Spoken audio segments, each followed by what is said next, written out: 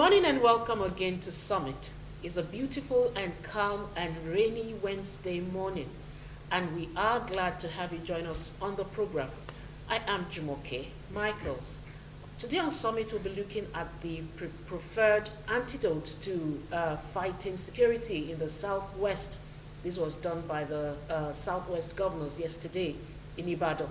And so on the program today, we'll be looking at some of their antidotes preferred towards curbing insecurity in the Southwest states. Banji is right here. You're welcome. I welcome you too. Yes, thank you very much, Jumoke. It's actually my pleasure to be with you. Thank you. And to be on the program today. It's the midweek edition of the program. My name is Banji Busari, and just as Jumoke said, insecurity has actually become a national issue now. It used to be an issue for Northwest, South, and other parts of the country, but it has actually almost engulfed us in the Southwest too. So the Southwest governors, 6 of them, have actually deemed it fit to see it as a very, very fundamental issue that needs a kind of frontal attack.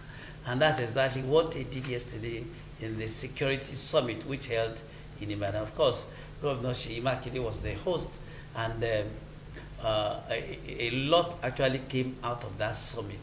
We only believe, we pray that it's not just going to be a talk shop, it's going to be action-based workshop, summit. That is to say, implementations of those resolutions will not take time. As soon as the governors get to their respective states, they will begin to work on the resolutions. Did you listen to what the chairman of the Governors Forum said? That's the governor of Ekiti. He said that the indigenes of the respective states should hold their governors accountable for the security of lives and properties in those states. So I have a duty to hold Governor Sanwo-Olu responsible for my safety, for the safety of my property, and that's for you too. I suppose you are a Lagosian. Oh, yeah. Who else would you hold responsible? Is it Buhari? No, I think you should hold the governor, because he's the chief security officer for the states. But you also know the other side to it. The governors are saying that they are a bit handicapped because they don't control the apparatus, the security apparatus in their states. There is that excuse anymore. Well, I guess that's why they are asking for the creation of the state police. Okay. You know, that they should be able to work pari passu with the federal police. Because, but at the end of the day, who will be paying the state police? Wouldn't it be them?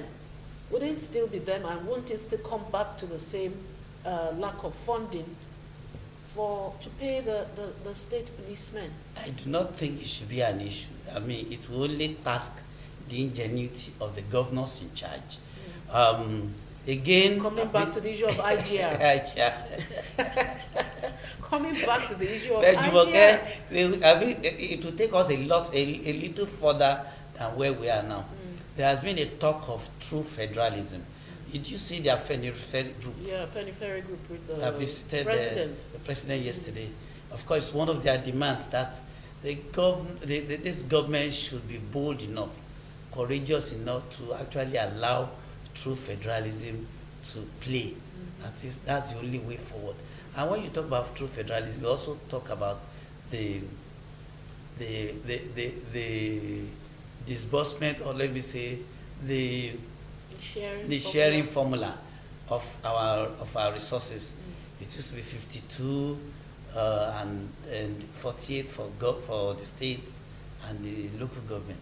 Now, if there is true federalism, of course, the sharing formula of the revenue from the federal government will actually change in favor of the states and the local governments.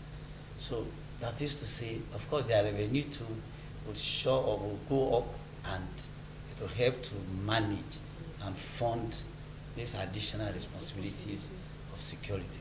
That I suppose, and I think that's a way to go to actually give a vent to these resolutions. That's the only way they can actually be taken serious. If they are properly funded, and the state police and the council police, maybe for the first time, council police and the state police will operate side by side at the state level.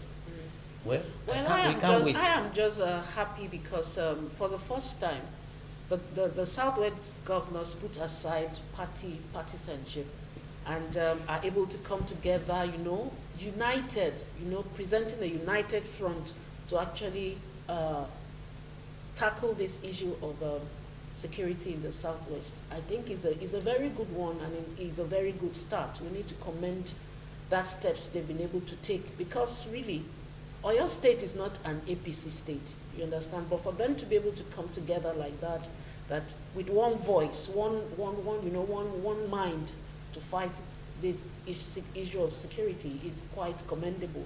But like you said, I hope it's not all talk. There's going to be action. But actually so many of these socio-cultural groups are really after them. Everybody wants this issue tackled. Everyone wants to see some form of resistance, put up by the state governors, and I think they are going in the right direction. Yeah, they are going in the right direction. I think what they have done, putting aside the political or affinity or affiliation, is the right thing to do now, because security is an issue that knows no political coloration or ethnic coloration. Everybody's life is important, and don't forget that the governors of these states are not just responsible for the economic activities. Security is one of in fact, the first duty of any government, and that's exactly why they attach so much importance to it. So, all right.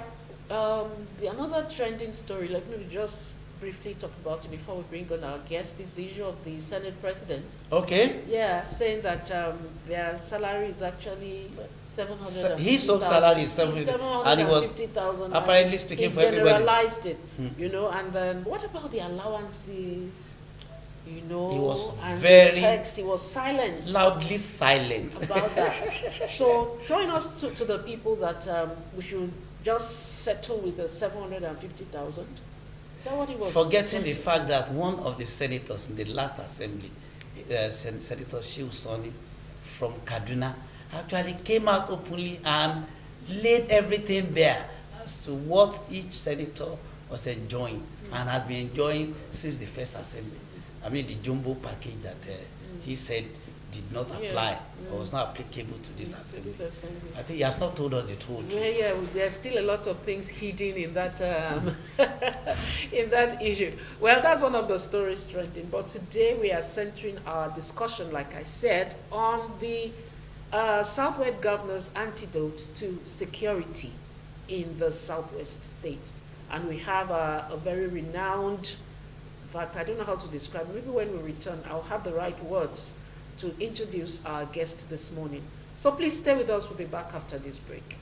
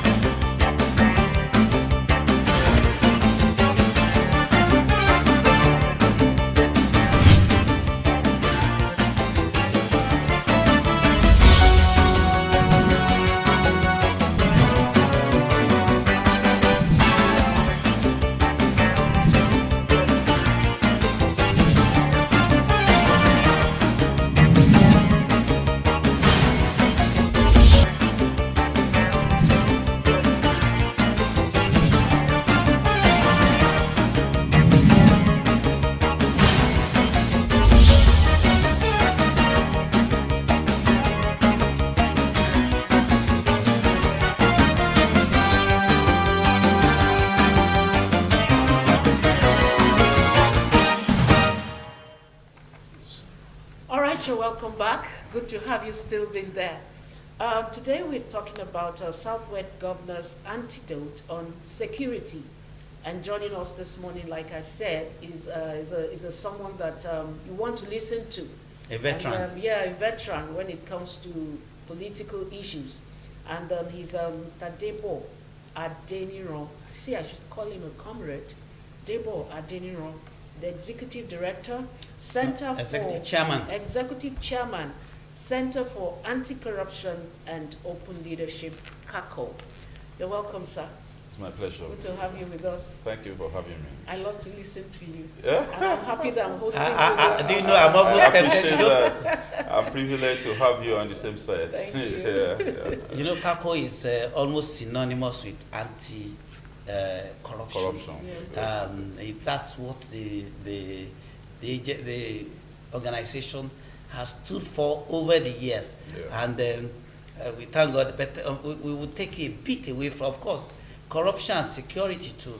They're a bit linked. Yeah. So They are we may linked. have to talk about corruption too. That's How right. do we find ourselves where we are? The governors of the southwest states actually held 6 of them, Oyo, Ondo, Ekiti, and 6 of them held security summit yesterday That's right. in Ibadan. That's right. And it was centered on security. They said they were bothered about the spate of kidnappings, banditry, That's and all forms of criminality That's right. actually taking over, engulfing the southwest. That's right. And irrespective of their political leanings, they all came together and provide solutions, antidotes, resolutions to this. First and foremost, let me ask you, why regionalizing the issue? Thank you very much. First and foremost, if there is no security, there can be governance. And of course, you can dissolve government and elect another. You can't dissolve the people and elect another. And anywhere you don't have security, there's no way you can have peace. And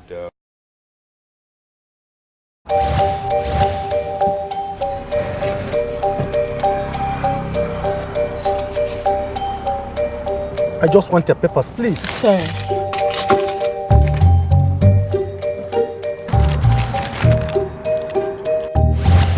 Salary don't enter.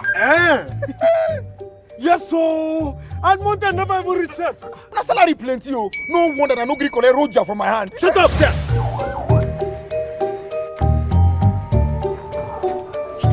I'm here to bail my younger brother.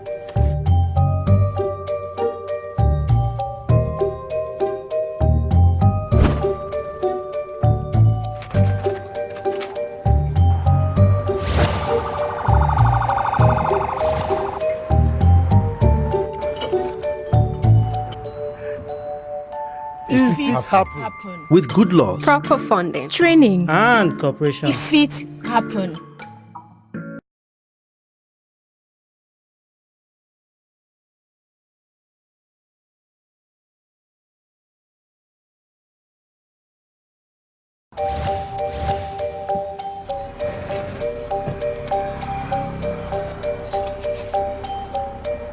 I just want your papers, please. Sir.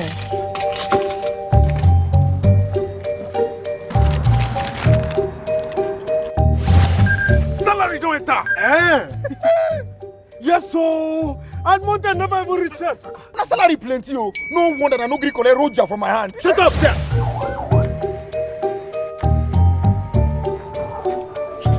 I'm here to bail my younger brother.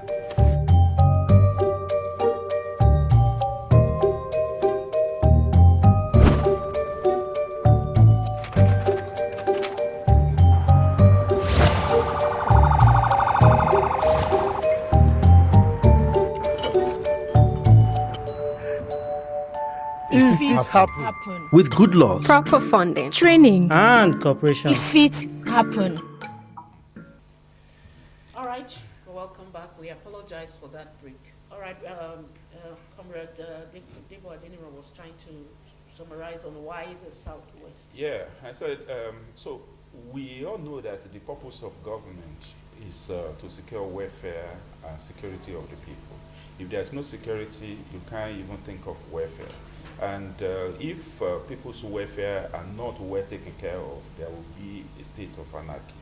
And that is the reason why the governors have to identify that booby trap on time and came together that, look, if we do not do something immediately, that can be effective, that can be efficient, that the whole essence of being a governor will soon be a thing of the past. Remember that the governor of Ondo State was actually attacked by some of these daredevil bandits on the road. So they can do anything. And it has been said even much, much earlier that if you leave a large chunk of your population uncatered for, those that are catered for will find it difficult to live within the same environment with them, because the poor may have no other thing to eat than the rich. And that is what is coming to fruition now, that people are getting angrier. Those that didn't have special privileges, they don't have special positions, they don't have good education. Those who have education don't have good places to work. Those who have learned some trade don't have right environment to practice their trade. So those who are practicing their trade are not making adequate gains out of what they are doing. And because these gains that they make could not make them measure up to their peers within the same society, so they become angrier, and there is no other way of unleashing that anger than to go violent. And they see those who are in power, those who have opportunity of buying good cars, and those who don't even have cars have some other people that can pay ransom on them. So because they know that their job is not well paid for. The profit they make, they don't have enough profit, they cannot take care of them. So they believe that if they hold people hostage, the ransom they get will be handsome enough to take care of some of the things that they need. And they are ready to die, searching for what to eat than to be eaten by what could be controlled. And this is the reason why the violence is becoming pervasive. And this is the also reason why, because the governors know that even if they are safe, they are fortified by security agencies, they have extended family that may not be as safe. Then they have a whole community of human beings that are in their state to protect, as the chief security officer of that state. And if they don't do that, they have failed. And because nobody wants to have a record of failure, and that is why they thought that they should put their acts together, they should, chart a new course through which all of these banditry will be brought under perpetual check. And maybe because Governor Akeredolu actually had a close brush, with these bandits, that's why he seems to be the one at the forefront pushing for this. Well, that could be one of the reasons, but because they know, nobody is actually giving credit, of good performance to any governor within whose domain you experience this kind of banditry. So they know that it is capable of bringing their government, to the barest, place in the abyss of anarchy. So basically, it is a wake-up call for everybody in Nigeria that they should mount pressure on those that are governing them. Recently, even between Akure and Ondo, about 10 people have been kidnapped, even today that we are talking about. So the truth is that there is security failure, which is a kind of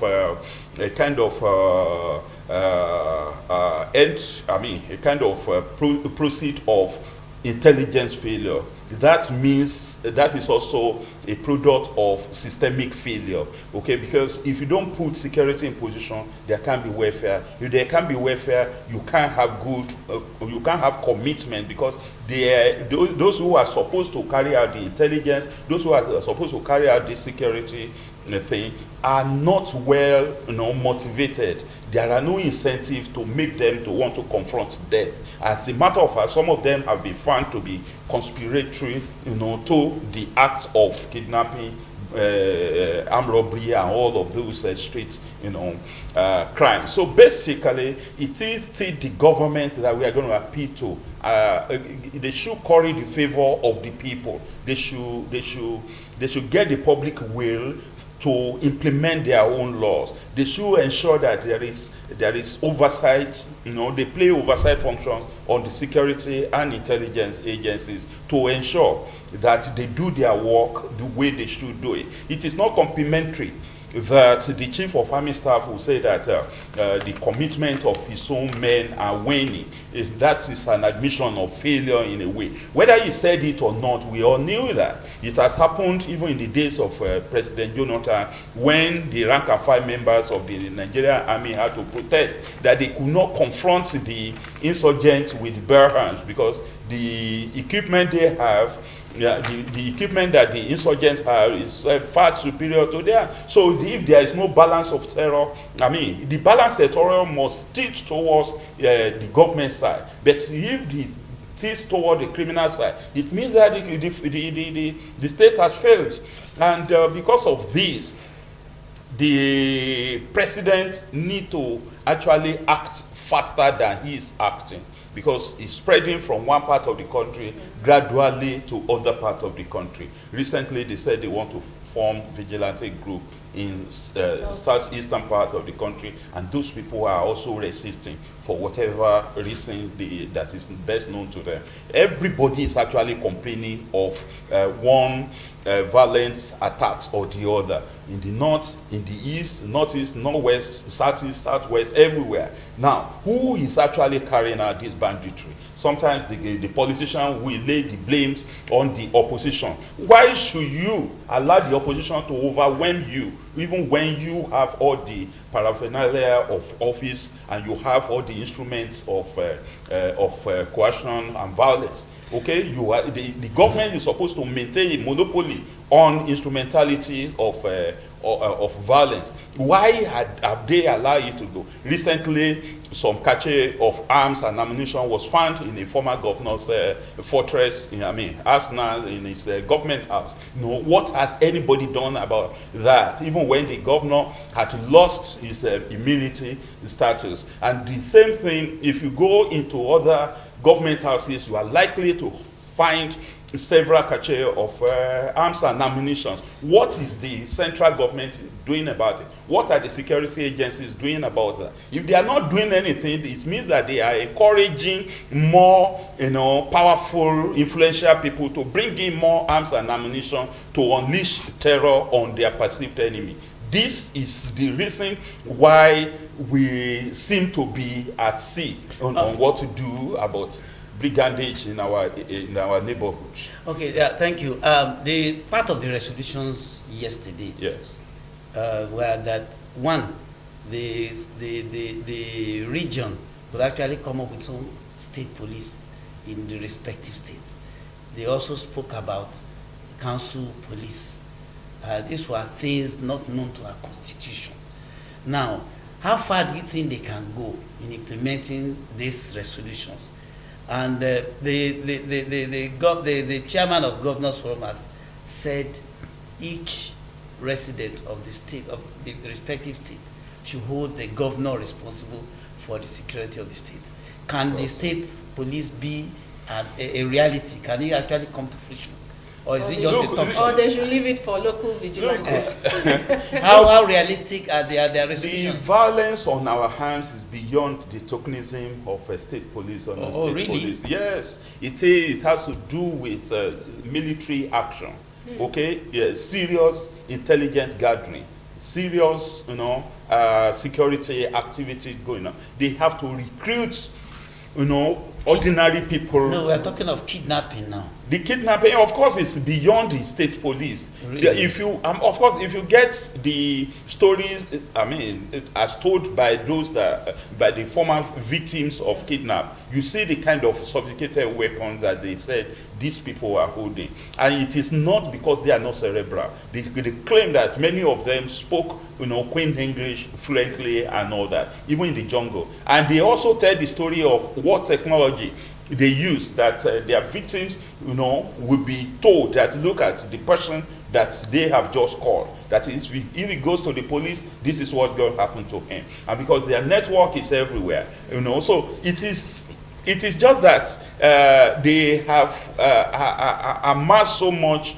capacity than the state apparatus. So the state apparatus is being weakened by various reasons that I have enumerated i.e. no adequate training, no incentive, no adequate welfare for them, no protection for their own family and the rest of them. So they are not ready to put their all into the services that they have registered. But those that are in the bush, that want to unleash terror, they have sacrificed their life already. They know that in fact, they behave as people who are already dead. So what are you to kill again? And if you are meeting these daredevil people, who believe that they are on a suicide mission. So what do? You have to round them up on time before they are able to accomplish their mission. So are you saying that the state governors can't handle this? The state governors are just right now? The state governors are just begging the question. They are just fighting the symptoms. They didn't go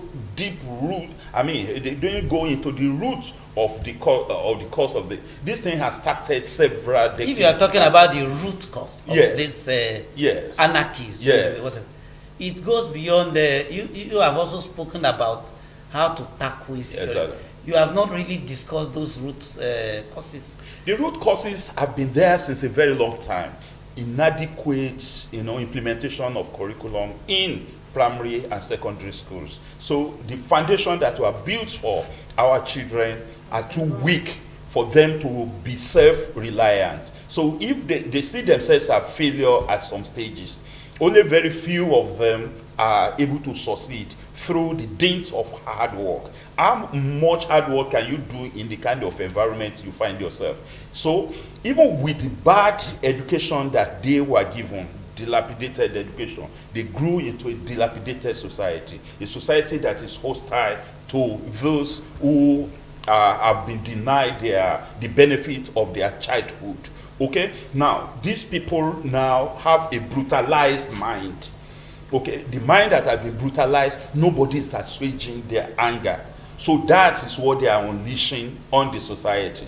And the present system is also not helping matters, because the curriculum ought to have been reviewed to ensure that it can make everybody grow up to the level that they will be able to create a job for themselves. Even when the environment is not favorable, they will still make ends meet. Then the environment is supposed to be made more favorable by ensuring that even the little money that they budget for us year in, year out, the UN said that if they spend at least 30% of that on us, we will feel good at it. But they don't spend it, they pocket the major portion of this money. It's not going to where.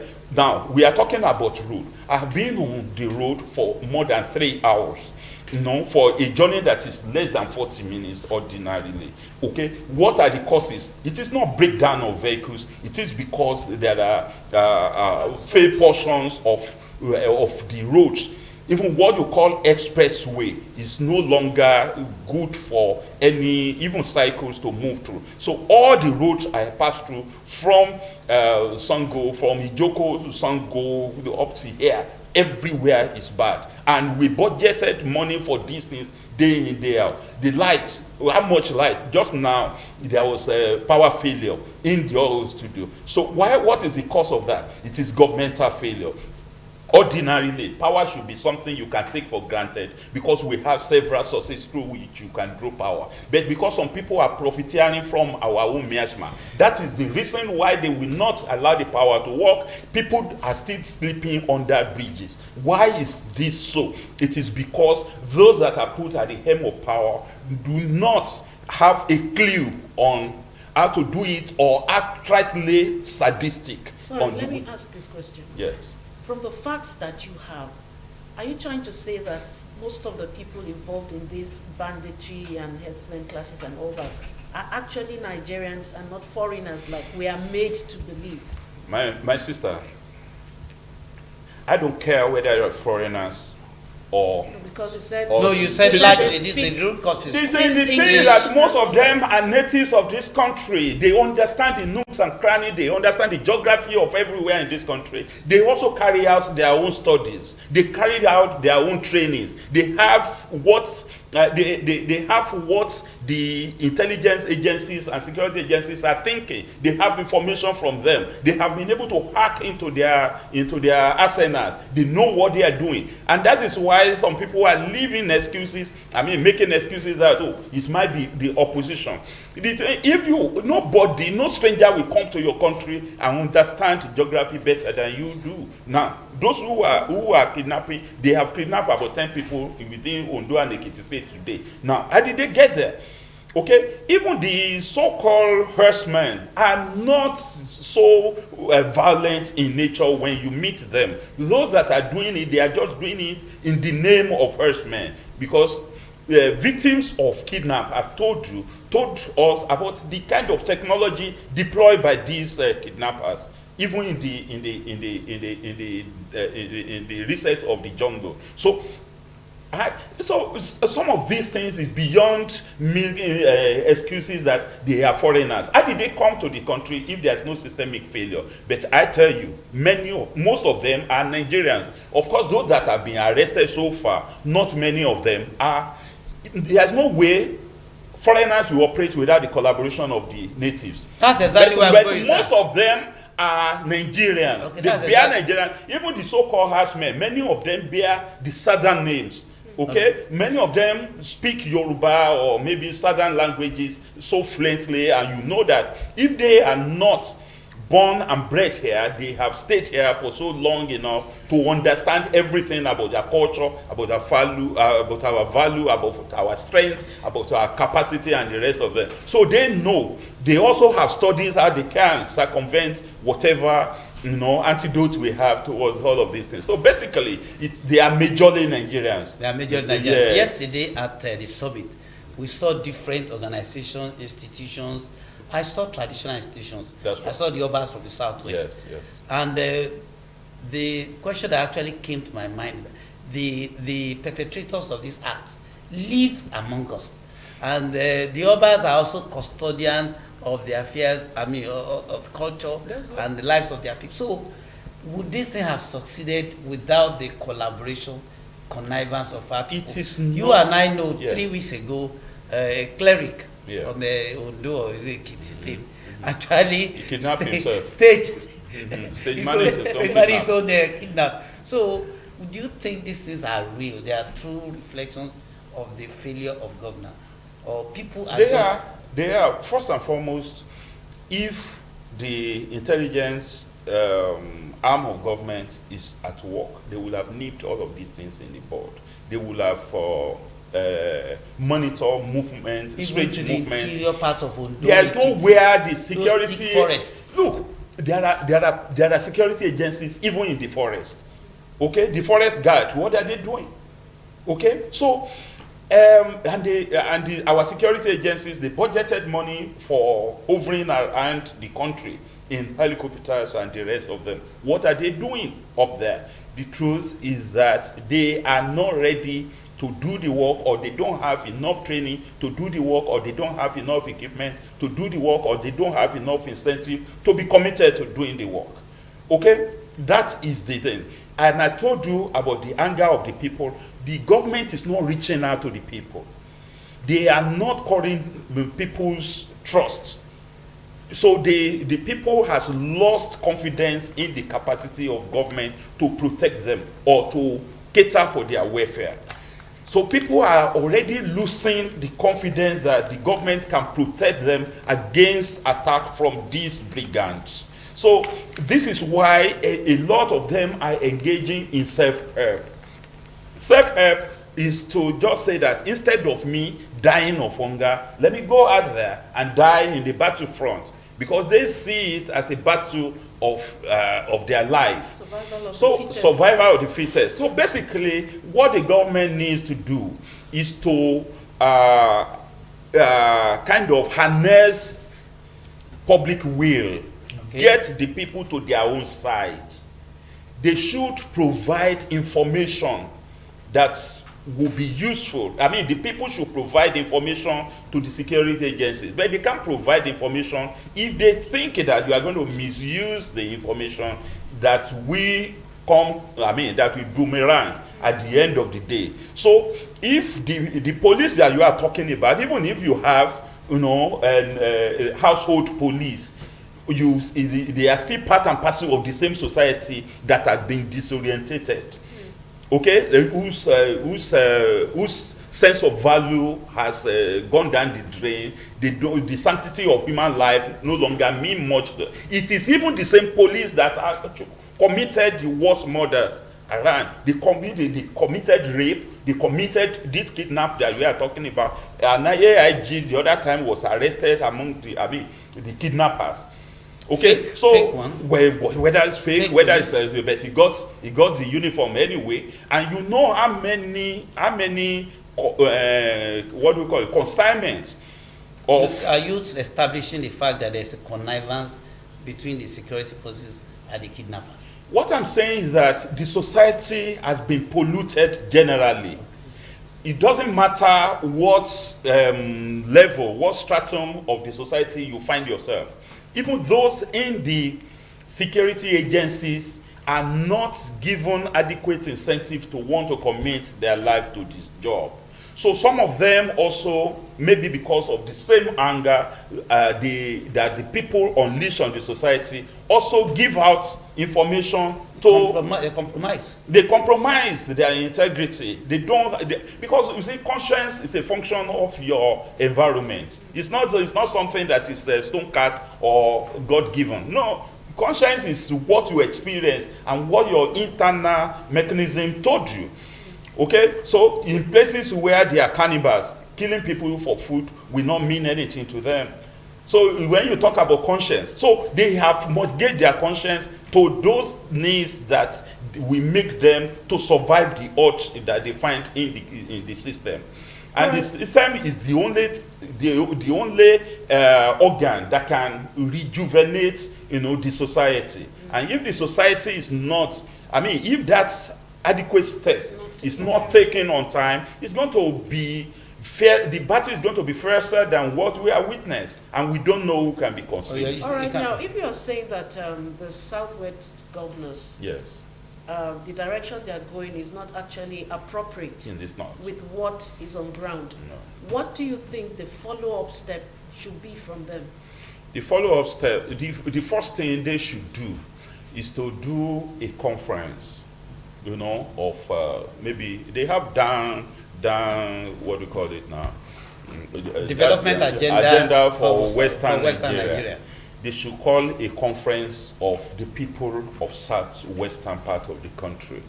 They should not handpick people. They should allow people to send their true representatives, because those who claim that they have our thoughts do not reach to the grassroots. They should look for those who they may not be able to speak good English. They may not even be able to speak English at all, but take them. These community leaders will prefer solution, because it is in their farms that these people pass through.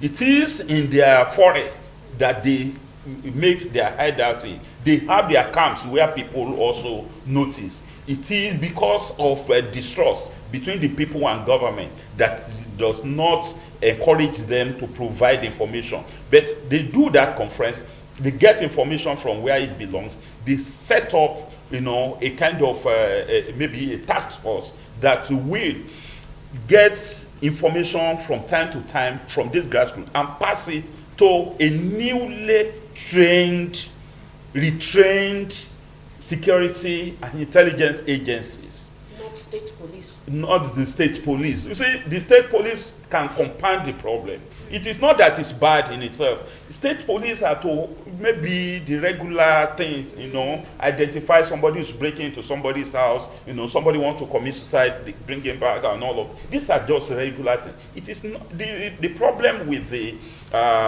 kidnappers and all that, this brigand, is much deep-rooted. Okay, so what they should do is to ensure that the money goes to where it should go. That's corruption. As a matter of fact, we have advocated that there should be national ideology, which will put upper limits to how much material wealth individuals or corporate body can acquire, and the rest will be forfeited to the state. So if you have so much money and there's nowhere to enjoy it, definitely you may not want to go after enormous wealth. So if this money gets back to where it should go, then they are going to get good training, quality training for our security agencies. They are going to incentivize whatever they are to do. They will give them good orientation, good paper, good security, insurance, and all of that that will help them to do the work the way they should be done. Sir, that because of time, yes. We're about leaving the set now. But before we go, yes. let me ask. Recently, OPC came out with the kind of threats, Udwa People's Congress, led by Are Gani Adams, that they issuing a threat to the Fulani herdsmen and kidnappers that Southwest is a no-go area, that they were ready. Do you not think, or do you think the Southwest governors should collaborate with OPC? Not just OPC. There are, I told you, grassroots organizations and personalities that can help them. It is not just, the OPC will not say anything different from what they have said, but they are there already. What have you been able to do? The OPC should also collaborate with other self-determination groups in the southwestern part of the country and identify individuals that can give them ideas and strategies with which this can be nipped in the bud. Yeah. Thank you so much, sir. It's always a delight Thank you very much. listening to you. Thank you for sharing your thoughts with us and with the people on the program this morning. And that's our show this morning. We thank you for watching and for learning one or two things regarding security in the southwest states of Nigeria. I am Jumoke Michaels. See you again. Our guest has been the executive chairman, that's CACO, that's a Center for Anti-Corruption and Open Leadership. That's Comrade Debo Adeniran. Thank you very much, sir. It's my pleasure. Thank you for having me. When next you're coming, I would have ensured that all the routes from your house. Helicopter, you know, all the routes a chopper will do. So you pick me from Sango and I will land here. Thank you very much for being part of today's edition of the program. My name is Banji Busari. See you.